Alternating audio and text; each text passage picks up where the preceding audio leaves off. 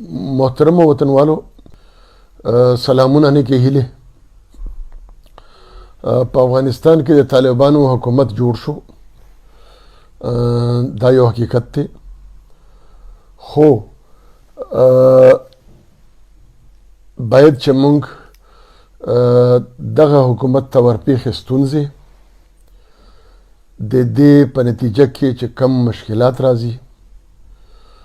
افغان وطن ته چې کم مشکلات راځي د دې ښه او بد امکانات په هر حواله موږ جاج واخلو نن صرف زه یو تجزیه تاسو ته پیش کوم تاسو یقین وکړئ چې ما په خپل ژوند کې همیشه کوشش کړی دی چې زما تجزیه دی په نفرت چرته هم نه وي خدای دې وکړي چې نن هم زما تجزیه نه څوک د نفرت مطلب وانخلي عزیزانو طالبان په ظاهره تاسو ته ښکاري چې په 1990 کې جوړ شوي دي خو داسې نه ده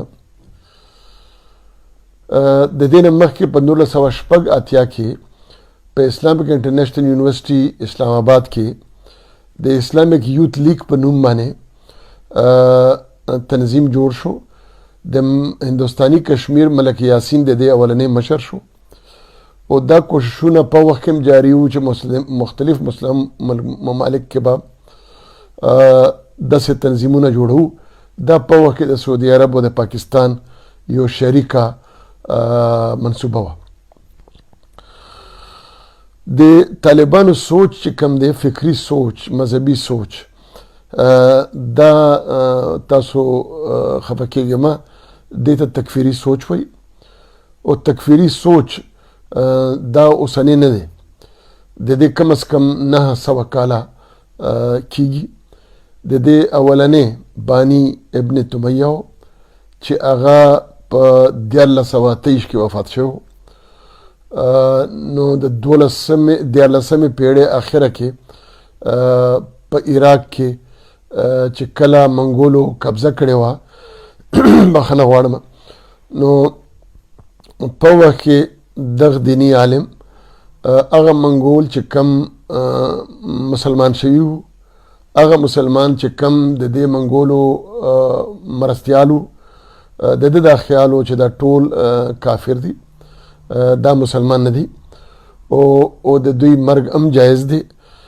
دا ډېر عالم سړی و ځینې خلک تکفیري جهاد د دې نه مخکې خوارجو ته بوځي خو زه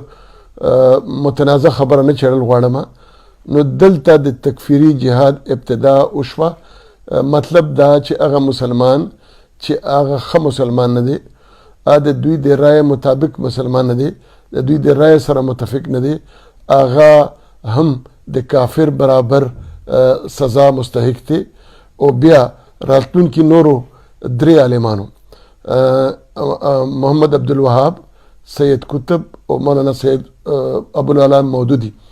هم د دې فکر خلک وو نو بیا په مختلف وختونو کې دا سزاګانې زیاتې شوې مثلا دا هم ویلې کېدل چې اهل تشیع ته یعنې دا د یهودو نه 7 ګونه زیات مجرم دی دا هم وویلی شو چې هغه مسلمان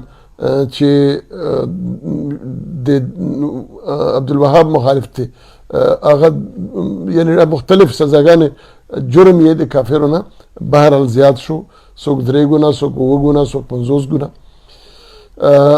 بیا عبدالوهاب چې هغه په 18مه پیړۍ کې و او هغه د 1903 نه تر 1992 پورې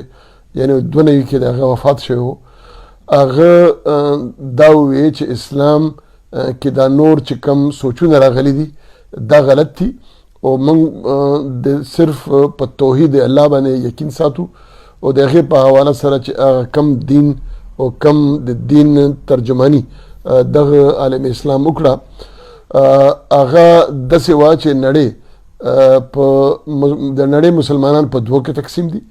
یو هغه چې زموږ په شان عقیده لري او یو هغه چې زموږ په شان نه لري نو هغه مسلمانان چې زموږ په شان عقیده نه لري باید چې د خپل په شان خپل عقیده ته راولو که داسې نه وي د دوی خاتمه جایزه ده.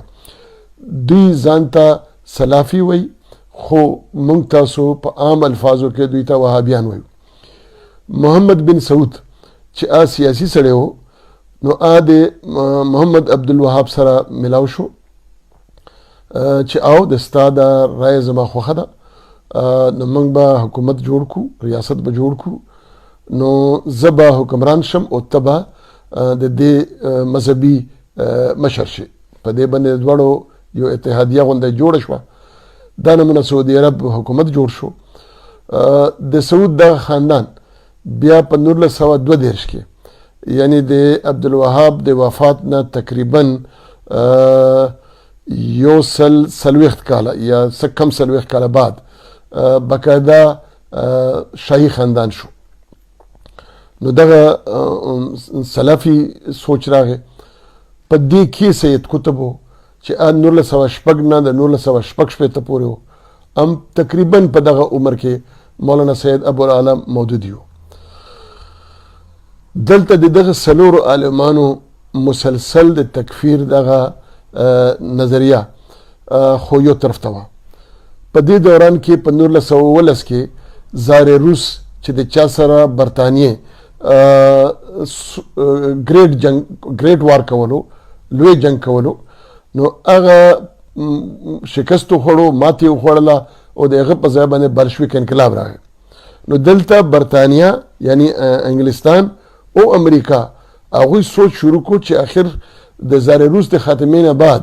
چې سوشلیست راغی نو د موږ فایده وکړه که تاوان هم وکړو. نو بیا نتیجې ته خو راورسېدل چې تاوان هم وکړو.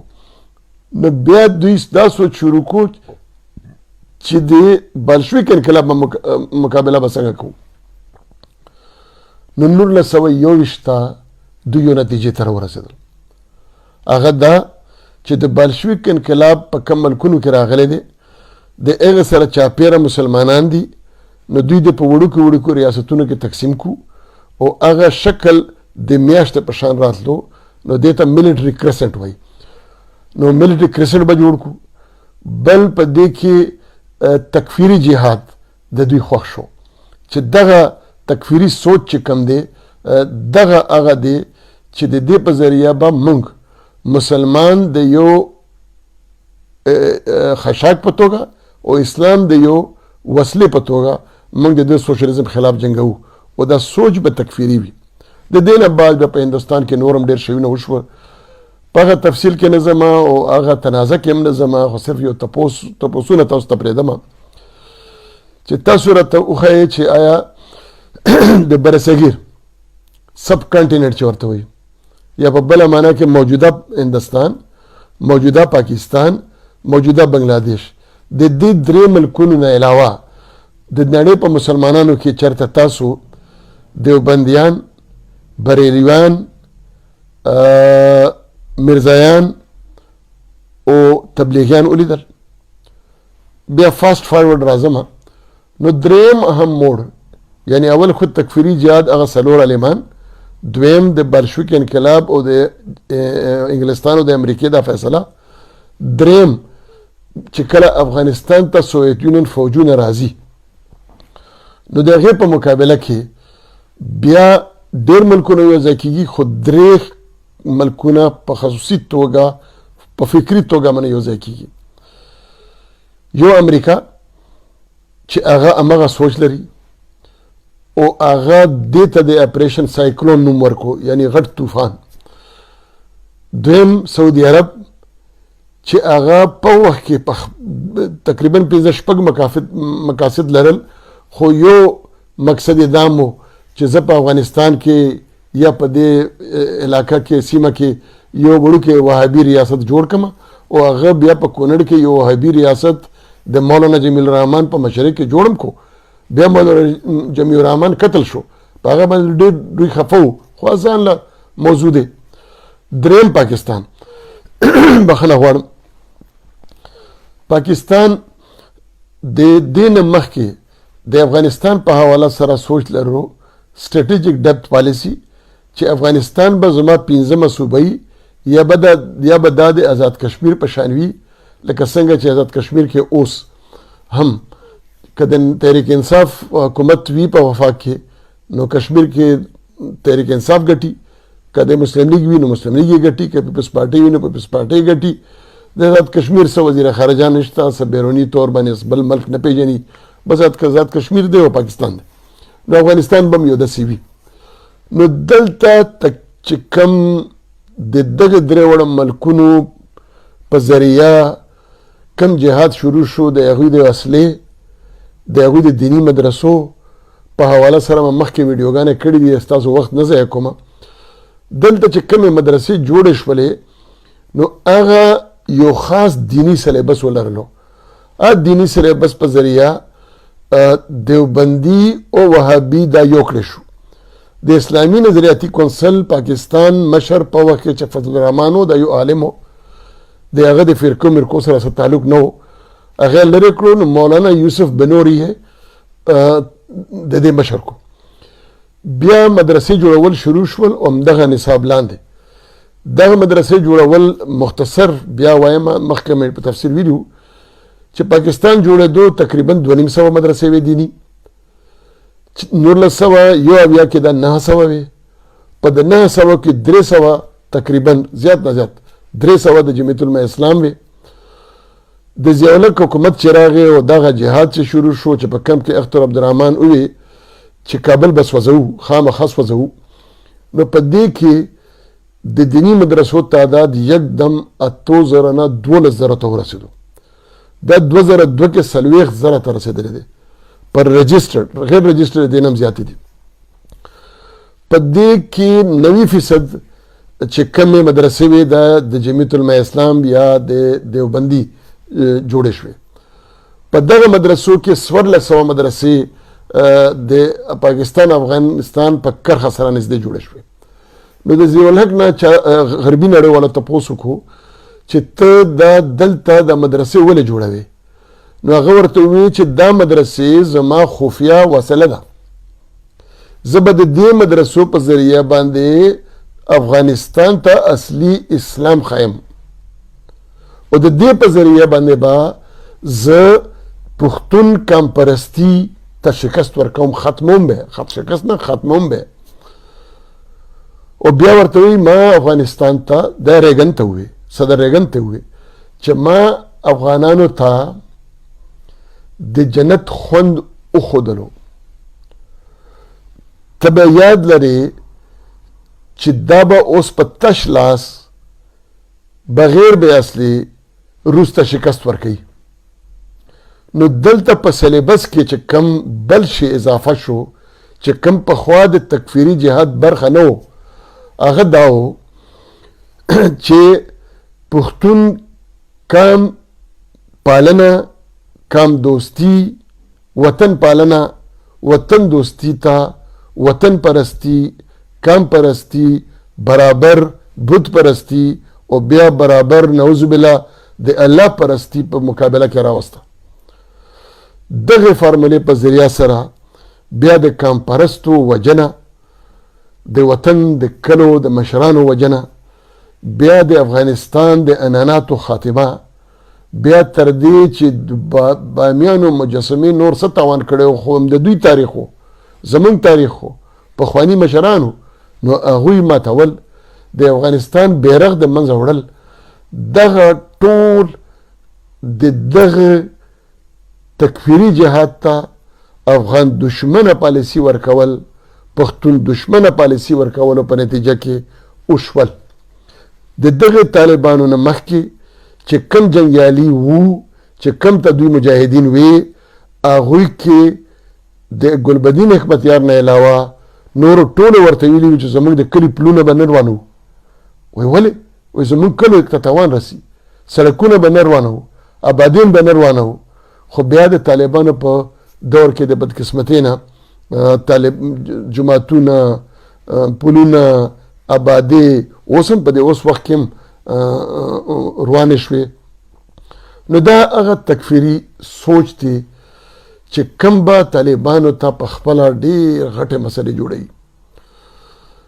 په دې کې د افغانانو هغه جړه فریادونه هغه وجنې هغه به دوی ته ډېر غټه مسلې جوړوي. مسلې دي ما د طالبانو موجوده مشرانو ډېر تکرونه واورېدل، په ځینو کې هغوی د پاکستان نه ګیلې کوي، په ځینو کې هغوی د خپل قربانو خبره کوي. په دې کې د افغانستان یا د افغانان یا د لر بر افغان قرباني چې کومې دي هغه صرف د ملل متحد چې کوم شماریات دي د موجوده د امریکې او د طالبانو ډزبندۍ نه مخکې د په منځ کې څونه مړه شو هغه نه علاوه هغه دا و چې په د 9/11 نه بعد د دغه ډزبندۍ پورې د طالبانو د جنگ په نتیجه کې 2007 پاسه امریکایان وجل شوي دي او 2,140,000 لر و بر افغانان وجل شوي یا محتاج کړي شوي دي. نو هغه جنگ خو هم نو هغه د افغانانو د لر و بر قرباني به په کم حساب کې حساب و. دویمه چې کومه مسله ده طالبانو ته هغه دا ده چې طالبان او پاکستان یعنی طالبان د پاکستانو شاگردان، طالبان د پاکستانو ګوډاګي، طالبان د پاکستانو وسله، طالبان د پاکستان یو خفیه وسله وغیره وغیره. او په هغه کې بیا داسې سوچ کول چې اندازه وکړي چې طالبانو حکومت راځي په افغانستان کې او دوی په پنجشیر باندې حمله کوي، نو په هغه کې د یوټیوب چینل وایي یو هغه به پرېږدو فاکس نیوز وایي چې په هغه کې د پاکستان فوج او کوبرا هلیکاپټر استعمال شوی. بیا دا ویل کېږي چې افغان طالبان به کشمیر د پاکستان دپاره اخلي. بیا دا ویل کېږي چې د افغانستان په موجوده کابینه کې هم چې کله جنرال فیض او د ایسای مشر او شاه محمود ورتلل نو لکه لاهور ته چې ځي، نو په دې کې هم د دوی فیصله وه چې څوک یعنی غټ کردار پکې د دوی و څومره به خو دا خو اخبارات دي، ضروري نه ده چې 100% رښتیا وي. دا پکې بله ستونزه ده. یو بله ستونزه دا ده چې د نوم او د بیرغ سره یعنی اسلامي جمهوریه افغانستان یا اسلامي امارات په دې کې فرق څه دی؟ اسلامیک ډیموکریټک افغانستان او امارات اسلامي دې کې څه فرق شو؟ امارات اسلامي افغانستان خو دلته دوی چې کم خپل سوچ دی هغه تپلو کې به ډېر بین الاقوامي مشکلات وي ورته او فایده به هم نه. بیا بیرغ یعنی که هر پارټي هر تنظیم ته حق دی چې هغه بیرغ لري، خو د هغه بیرغ دا مطلب نشو چې هغه په ریاست باندې راشي، منتخب شي یا قابض شي یا فتح شي نو خپل بیرغ بروان شي او خپل بیرغ به واچوي. په پاکستان کې که پیپلز پارټي راځي نو د پاکستان بیرغ به ځي، د پیپلز پارټي به راځي. مسلم لیگ بیرغ لاړ شي نو پاکستان بیرغ به لاړ شي، مسلم لیگ بیرغ به راځي. بیا به د تحریک انصاف بیرغ راځي، بیا به د جمعیت اسلام بیرغ راځي، یا په نړۍ کې چېرته بل ځای کې داسې کېږي. دا سوچونه په خپله د دوی نه د علم والا خلک تښتوي، د علم والا خلک هسې ورنه تښتي. یعنی دوی که چېرته د امر بالمعروف و نهي عن المنکر همدغه ترجمه کوي چې تل مونځ ته راشه په زوره، نو دغه امر بالمعروف و نهي عن المنکر دا ترجمه کې دوی ډېره سرسري جاج اخلي.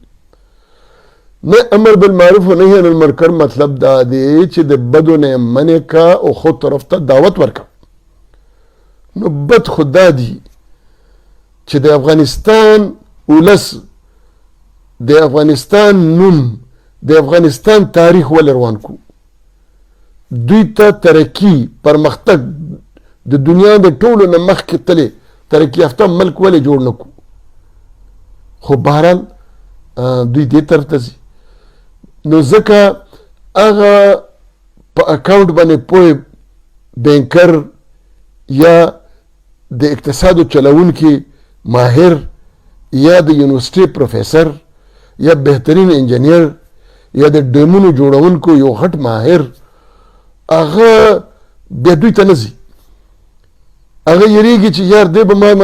په زوره باندې لمونځونه کوي، زه په کور کې کوم، دی به ماته وایي جومات ته راشه، نو زه به دلته دا تکنیکي کار کوم که زه به دلته حاضریانې کوم. نو علم در نه ځي، بیا دا نمونه دولت بیا در نه ځي. سرمایه کار ګورې ایساریږي نه، دا یو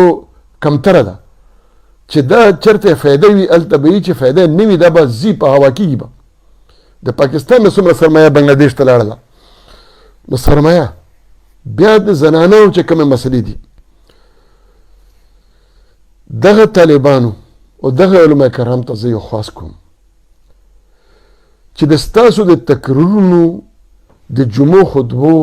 کې ما یو ځل داسې نه دی لیدلی چې تاسو د ښځو ذکر نه یې کړی. د سړي په پرتوک کې هم کار وي چې دا اوچت کا، دا ښکته کا، بډې داسې کا، بډې داسې کا، زنانه ته یو برکه ور واچوه، بیا بله ور واچوه. دا حیا چې کومه ده چې اسلام یادوي، دا د ښځو په د دومره ډېرو برکو کې ده که د بې حیا سړي په سترګو کې ده. دا په سترګو کې ده. نو سړي خود هم په سترګو کې حیا پیدا کی. د دې په نتیجه کې بیا همغه جنرال حمید ګل چې کم د طالبانو استاد پاتې شوی و، هغه به وایي چې افغان جینۍ به سبق نه وایي، او خپله لور یې د ام بی اے دپاره ولېږله، اسټرالیا ته تلې وه او په پینډۍ کې واران بس ټرانسپورټ سروس انچارجه وه. نو د لور به فارن سیکرټري وي، ابا ام بی اے وي، ابا پروفیسر وي، او د افغان خور لور به ابا په غوجل کې سرسپونې وي. دغه آیا زموږ پوهه وه. او زنانه به د زنانه نه علاج ډاکټر نه بغیر علاج نشي کولی. نو چې موږ زنانه بچې سکول ته نه پرېږدو، نه به ډاکټره څنګه جوړېږي. دا نمونه دا اوس خو لږ بدلون پکې راغلی دی چې کم یې په اول بیان کې ویلی دی چې او د زنانه او د دوی کلاسونه به جدا شي. خو دام دومره یره زغه پرته ده، دومره پرې کړي سرونه مخکې پراته دي چې دا اعتبار به دومره په اسانه جوړ نه شي. ضرورت د دې شي دی چې که چېرته طالبان افغانستان په نړۍ تسلیم نه کړي، دوی ته اقتصادي ترقي ورنه کړي، د دوی وطنوال چې قابل وي، په خپل شعبه کې ماهر وي، اونه ساتي، او دا ځان له د پاکستان یا د هندوستان یا د ایران د پنجو نه خلاص یو آزاد ملک جوړ نه کړي، نو تاریخ به دوی معاف نه کړي. اوس د طالبانو ته د دا پته وي چې تیر ځل تاسو راغلي وې نو په وخت کې د ټولنیزو رسانو کردار نه و. اوس ټولنیزې رسنۍ شته، اوس سوشل میډیا شته، اوس داسې نشي پټولی. په وخت کې د ستاسو یو یره وه، اوس دا کام د یره نه ځکه وتلی دی چې د دوی په ذهن کې نور د ژوند او د مرګ فرق پاتې نه دی. نو ځکه دا اوس نه یریږي. پرون په کندهار کې مظاهره، کابل کې د زنانو لاریون. بل افغان به